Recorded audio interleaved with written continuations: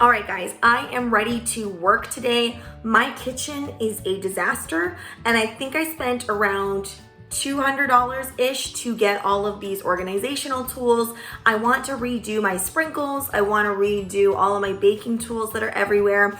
One of the things that I'm definitely keeping is my cookie cutter wall, of course. That is doing really, really well in terms of organization. But other things on my first video where I showed you how I organize things have not aged as well. So I am going to be fixing up that kind of stuff. Over in my corner here, I have a ton of just random things. I have my lights. I obviously haven't changed this in a really long time. I have not done any RE attempts for a while. I'm going to relocate this board and I'm going to get cleaning and I'm going to explain to you guys what I'm doing. So I will see you in a little bit. So one of the things that has gotten completely out of control in the past couple months are my bulk items. So I always buy all of my dark chocolate in bulk. As you guys know, chocolate is super expensive, so I try to buy in bulk where possible. And I'm just putting it in these large plastic containers now. I used to have this notion that I needed all of my ingredients to look really, really beautiful. But when you're working with so much product at once, I've decided that if it looks utilitarian, that is all right with me because it's all going to be hidden away in my cupboards. My main goal with my organization technique is to get all of my ingredients hidden away, and then everything else that looks more beautiful or things that I need more access to on a more frequent basis are going to be left out. I'm also doing a lot of cleaning and tidying. My lovely husband does a lot of the dishes for me, so oftentimes he'll just place all of my cutters into a bin. And yeah, that cutter bin got very, very full, so I'm finally putting them all back. And I can't stress this enough how much easier it is to put away your cookie cutters when you can see them. When we first purchased this house, it was brand new, so we have a lot of empty wall space everywhere, and I feel like I really wasn't utilizing all of the space that I do have. Now, this second kitchen here is considerably smaller than the main kitchen, so we do need to work in a smaller space. So if you have a smaller kitchen, hopefully you can pick up some ideas that I'm using here. Now, I really was trying everything in my power to avoid putting a pegboard on here, but that would be another option. If you guys watched my previous video, you know I also didn't use a pegboard for my cookie cutter wall. Instead, I used a slat wall. But definitely, if you want to conserve space, a pegboard is probably one of the best options you could go with. So I purchased all of my organizational tools from Ikea, so I will leave those down in the description box below if you want to check those out. I will also leave some similar things in Amazon links too, in case you don't have access to an Ikea.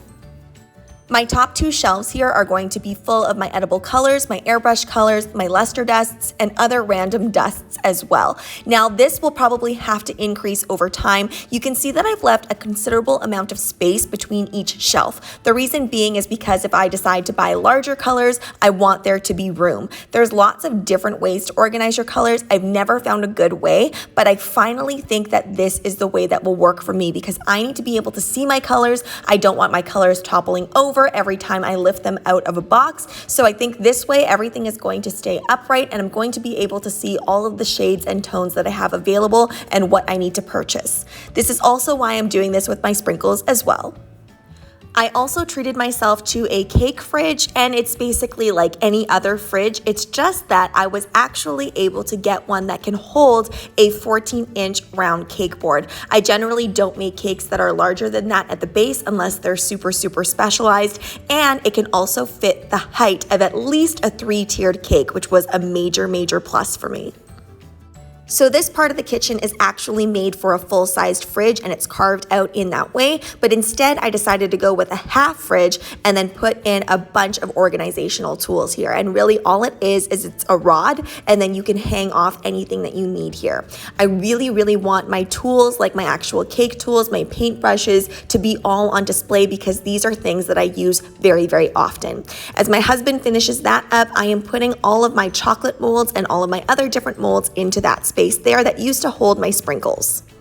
I'm not super thrilled with the organization of that just because if I do purchase more chocolate molds, then it's going to grow out of there very quickly. For now, I don't have too many molds, so it works. I will make mention that each of these containers is a little bit expensive in my opinion, but they are so heavy duty, and I wanted something that wouldn't actually fall apart or get damaged. And I tend to get colors everywhere, so these are easily wipeable. Originally, when we looked at this space, we thought that a cookie rack would look really good here and it would fit really nicely. And although I think that's still true, I really don't make that many cookies en masse anymore. So instead, I decided to go with this. We could have also done shelving, but I noticed with my whole kitchen space, all of the cabinets and everything are really deep. And my big thing is that I want to be able to access things without having to move other things out of the way. In the past year, I've gotten really into floral work, and there was a whole bunch of punch cutters that I got that I couldn't actually put on my cookie cutter wall. So instead, I'm creating a flower drawer where I'm also putting all of my tips as well. This is also another one of those things that for now it works for me because I don't have too many tips, and I really like it because when I open the drawer, I can just see the tip right away and nothing is falling over because those little mats underneath are quite grippy. I have all these miscellaneous acrylic bins all over the place now because I've cleaned things out and I'm clearing out that bottom cabinet there as well. My big thing is I want things that I don't use very often up high, and I want the things that I use often down low. Blast from the past, I used to put these on every single order. I have a lot of things that I've done in this kitchen that I'm really happy with, but there's still some things I'm not quite happy with. For example, I have a corner cabinet over there to the very right that is very deep, but I don't want to put a whole lot of things in there. So I kind of just shoved all of my extra tech and lighting in there because it's something I don't use often. I do like though that I have moved my fondant over to that other cabinet so that I can access it a lot more easily instead of it being in the corner cupboard. I actually have a lot more plans, but I'm just writing down my 100 Chinese New Year cookies for now. So make sure that you watch that video if you're looking for some Chinese New Year cookie ideas. My husband is finishing up the last of the installations here by putting in my magnetic bar. So I know I didn't actually show you how I put up this whole cookie wall, but I just love it so much. So that's my cookie cutter wall. I tried to organize this as best as I could, impression mats at the top, then chocolate molds and some flower and floral molds, and then all of my trendier molds and all of my sphere molds. In future, I definitely want to purchase more of these shelves because I need more sprinkle room. Now, I know it doesn't look super organized with those sprinkles, but I did actually put them into sprinkle mix, size, and then I organized them by color. In this corner here is all of the things that I use on a regular basis. Up there I have all of my measurement stuff, then I have all of my spatulas that I'm going to be using for buttercream, then I have all of my supports and piping, and I also have all of my different various sticks that I use for cake pops and cookies. Then I have all my tools in there like my paintbrushes and cake tools. I really tried my best to utilize this space as much as possible, and I also like that it's high enough so it's out of the way of my son. I'm not a huge fan either of how I set up those cake boards because it's really a temporary solution. Instead, I rather have a big rack that can hold a bunch of different size cake boards. I'm showing you this so you don't feel the pressure that you have to have everything perfectly in place right away. These things take time. Now down here, I've put all of my larger tools that I can't fit anywhere else that I do use on a very frequent basis. I really love this spot in the kitchen now, and I really feel like it's going to inspire me to make even more flowers and do even more wafer paper work.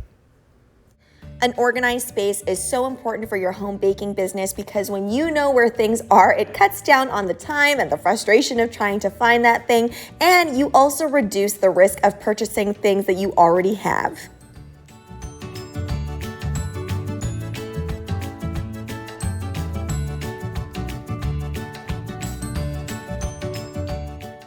Thanks so much for watching, guys. Don't forget to like, share, and subscribe so you can be part of the Sweetie fam. Right now, I'm uploading daily, so make sure you hit that notification bell so you know when I upload. Also, be sure to comment, request, or ask a question.